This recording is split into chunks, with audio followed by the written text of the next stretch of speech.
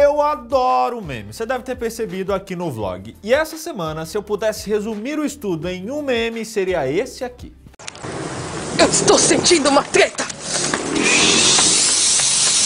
Pois que vem a treta, porque hoje nós vamos falar de treta. A primeira delas é que estava surgindo lá na Galácia um boato de que Paulo pregava um outro evangelho. Um evangelho diferente do de Pedro e dos outros apóstolos. Tenso, né? Foi um verdadeiro baque, tipo aquelas coisas que a gente nunca espera que vai acontecer.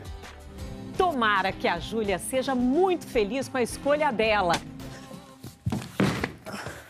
Algo que intensificou essa treta foi o assunto da circuncisão. Dá uma olhada em Gálatas 2, verso 3 ao verso 5 e acompanhe a situação. Tito estava comigo, mas ele não foi obrigado a circuncidar-se, embora ele não seja judeu. Porém, alguns tinham se juntado ao nosso grupo, fazendo de conta que eram irmãos na fé e queriam circuncidá-lo. Eram homens que tinham entrado para o grupo como espiões, a fim de espiar a liberdade que temos por estarmos unidos em Cristo Jesus e para nos tornar escravos de novo.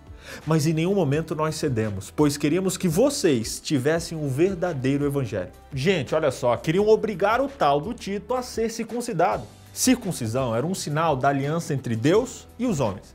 Deus havia estabelecido essa aliança com Abraão, e essa aliança foi feita com o próprio Abraão e também com a sua descendência, o povo de Deus, toda a nação judaica. Mas agora, anos depois, na época de Paulo, a circuncisão estava mais por uma marca para separar a tribo dos judeus do resto da população. Seu significado, infelizmente, foi se perdendo com o tempo. Mesmo antes de Jesus nascer, já tinha uma galera que saía por aí forçando todo judeu da Palestina a fazer a cirurgia da circuncisão. Pois é, eles obrigavam a todos que habitavam no território deles. Muitos achavam que a circuncisão era um passaporte para a salvação, mas Paulo não estava combatendo o símbolo, mas combatendo uma heresia. A questão não era a circuncisão, mas a salvação que eles achavam que a circuncisão trazia. Seria tosqueira a gente pensar que Paulo era contra a circuncisão.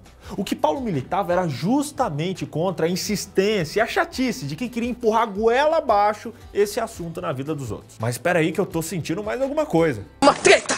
Pois é, teve mais. Algum tempo depois do Concílio de Jerusalém, Pedro foi para Antioquia, lá na Síria. Enquanto esteve ali, Pedro comeu de boa com a galera, os gentios, tal, na broderagem. Só que chegou um grupo de cristãos parceiros de Tiago e aí a coisa mudou. Pedro ficou com medo do que falariam dele, mudou de postura, se distanciou dos gentios e teve uma decisão polêmica, que facilmente a gente poderia ver como dar uma esnobada, sabe? Algo do tipo. Dá uma olhadinha em Gálatas 2, verso 11 a 13 e veja o desabafo de Paulo sobre esse episódio. Porém, quando veio para Antioquia da Síria, eu fiquei contra ele em público, porque ele estava completamente errado. De fato, antes de chegarem ali, alguns daqueles homens mandados por Tiago, Pedro tomava refeição com os irmãos não-judeus.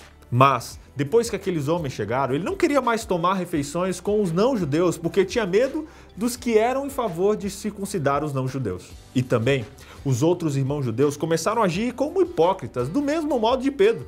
E até Barnabé se deixou levar pela hipocrisia deles. Eita! Não é que deu treta, inclusive entre os apóstolos? Fazer o quê, né? Coisa de ser humano, de gente, todo mundo discorda, normal. O problema aqui é o fato de Pedro ter se sentado com os gentios. Muitos consideravam os gentios como uma gente imunda a ser evitada. E, obviamente, Pedro teve sua luta quanto a isso. E foi somente na visão dada por Deus que abriu os olhos de Pedro para essa questão. Agora, embora Pedro tivesse essa consciência, obviamente ele não queria treta com a sua galera.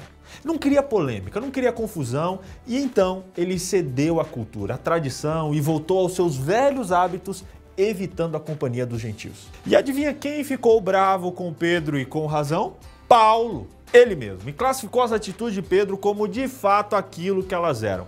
Hipocrisia. Afinal, minha gente, não é só Pedro e os cristãos que estavam errando, mas até o próprio Barnabé, parceiro habitual de Paulo, já estava cedendo a essa pressão. E essas foram as palavras de Paulo, um homem de Deus a um outro homem de Deus.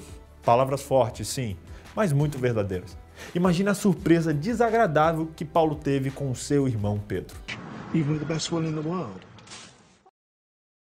É, meu irmão, agora a situação estava tensa. Paulo e Pedro, dois líderes, pais da igreja, estavam em conflito aberto. Para você ter uma ideia, Paulo ele não se conteve quando pediu para Pedro explicar aquele seu comportamento inadmissível. Quer ver? Quando vi que eles não estavam agindo direito, de acordo com a verdade do evangelho, eu disse a Pedro na presença de todos: você é judeu, mas não está vivendo como judeu, e sim como um não judeu.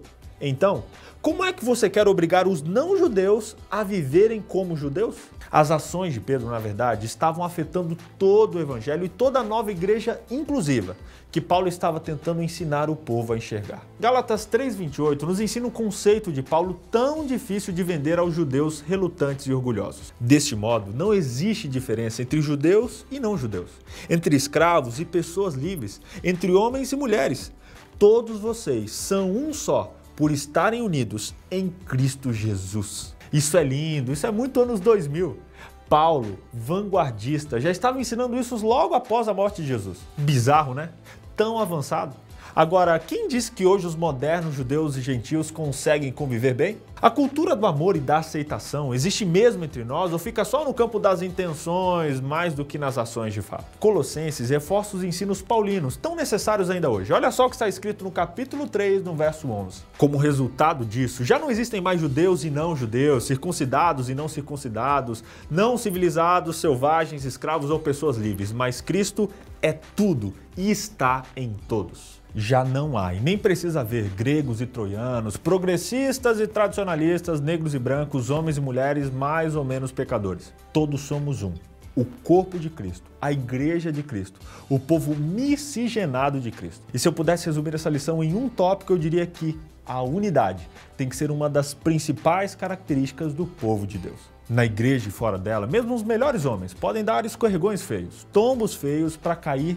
Basta estar em pé. Todos somos candidatos tanto para o fracasso quanto à vitória. Tudo depende do quanto nós nos empenhamos em um ou em outro. Paulo foi usado para abrir os olhos de Pedro e os nossos olhos também. A sua mensagem é uma mensagem de integridade e de coerência, intenções e ações alinhadas. Agora, a última pergunta que fica é: se Paulo estivesse aqui hoje e olhasse para você, quem garante que ele não enxergaria a mesma atitude de Pedro? Aquele abraço e até semana que vem. Fui.